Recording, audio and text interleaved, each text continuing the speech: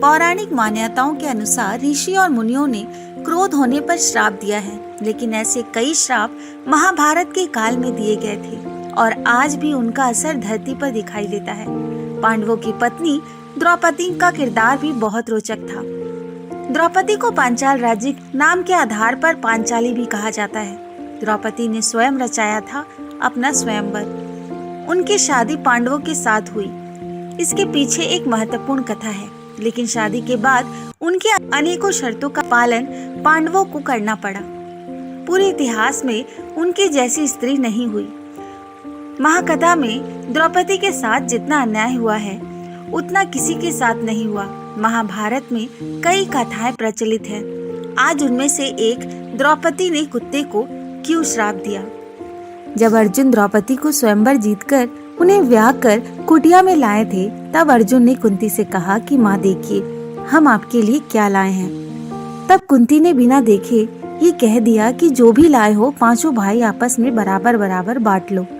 शादी के बाद द्रौपदी अपने पांचों पतियों के साथ रहने लगी थी, लेकिन वह एक समय किसी एक ही पांडव के साथ समय व्यतीत करती थी। द्रौपदी जब एक कक्ष में किसी एक पांडव के साथ समय व्यतीत करती तो वह पांडव के दरवाजे के सामने अपनी चरण पादुका रख दिया करती। इससे दूसरे पांडव को पता चल जाता कि कोई एक भाई द्रौपदी के साथ कक्ष में है।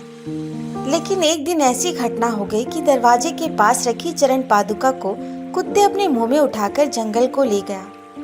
इस दौरान जब दूसरा पांडव भाई वहां से गुजरा तो उसे लगा कि द्रौपदी के कक्ष में कोई नहीं है, लेकिन द्रौपदी दूसरे पांडव के साथ समय व्यतीत कर रही थी। तीनों ही एक दूसरे को देखकर लज्जित हो गए, जिस पर द्रौपदी ने अंदर आए पांडव से पूछा, क्या आपको बाहर मेरी चरण पादुका नहीं दिखाई दी?